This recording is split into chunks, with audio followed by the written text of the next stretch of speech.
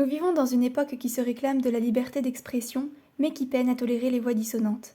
Dès qu'une opinion sort du cadre établi, elle est immédiatement discréditée. Celui qui doute, qui questionne ou qui pense autrement est aussitôt étiqueté, complotiste, ignorant, extrémiste, fou. On ne cherche plus à comprendre, ni même à dialoguer. On juge, on classe et on écarte. C'est un réflexe devenu banal, le rejet de l'autre simplement parce qu'il ne pense pas comme nous. Ce comportement révèle un paradoxe inquiétant. Nous nous croyons tolérants, mais nous ne le sommes qu'envers ceux qui nous ressemblent. Toute pensée divergente devient une menace à neutraliser plutôt qu'une occasion d'échanger. Mais chacun a le droit de croire ce qu'il veut. La liberté de penser n'a de valeur que si elle inclut aussi les idées qui nous dérangent. Respecter quelqu'un, ce n'est pas forcément adhérer à ses convictions, c'est simplement reconnaître sa légitimité à les exprimer. Tant que nous continuerons à juger au lieu d'écouter, à exclure au lieu de comprendre, nous entretiendrons une société fermée où le dialogue n'a plus sa place. Et c'est peut-être cela le plus grand danger, non pas la diversité des opinions, mais notre incapacité à les accueillir sans hostilité. Ce que l'on considère aujourd'hui comme une évidence n'était hier encore qu'une hypothèse contestée, et ce qui nous semble absurde aujourd'hui pourrait bien demain s'imposer comme une vérité nouvelle.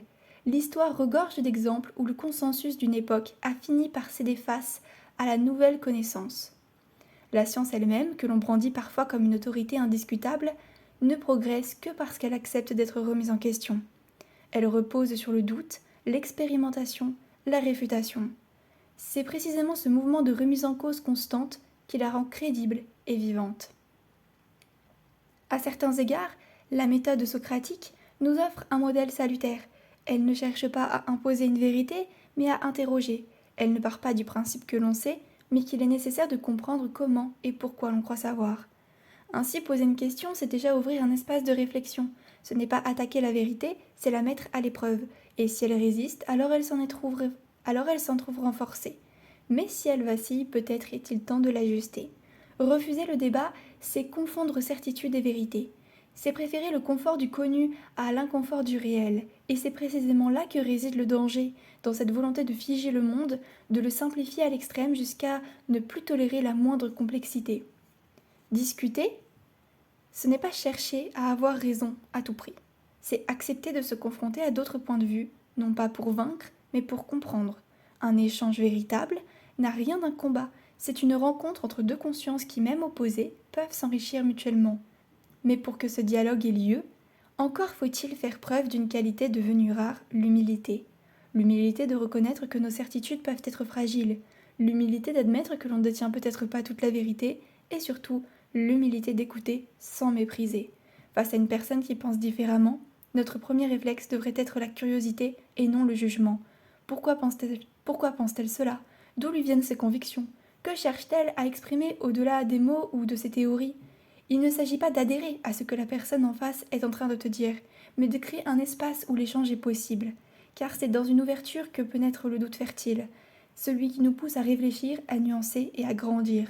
En rejetant systématiquement ce qui nous dérange, nous nous enfermons dans une forme de confort intellectuel stérile. En revanche, en acceptant le dialogue, même avec des idées qui nous bousculent, nous nous offrons la possibilité de progresser individuellement et collectivement. Dans un monde saturé d'opinions tranchées et de vérités brandies comme des certitudes incontestables, oser douter est devenu un acte presque subversif. Et pourtant, c'est précisément ce doute, lorsqu'il est sincère, respectueux et partagé, qui permet aux sociétés de rester vivantes, intelligentes et profondément humaines. Remettre en question ne signifie pas rejeter systématiquement. Pas plus qu'écouter signifie approuver. Cela signifie simplement reconnaître en l'autre un être pensant, libre de croire, de chercher, de se tromper, et peut-être aussi d'avoir raison là où nous pensions qu'il avait tort. La liberté de penser ne vaut que si elle s'applique à tous, même et surtout à ceux dont les idées dérangent.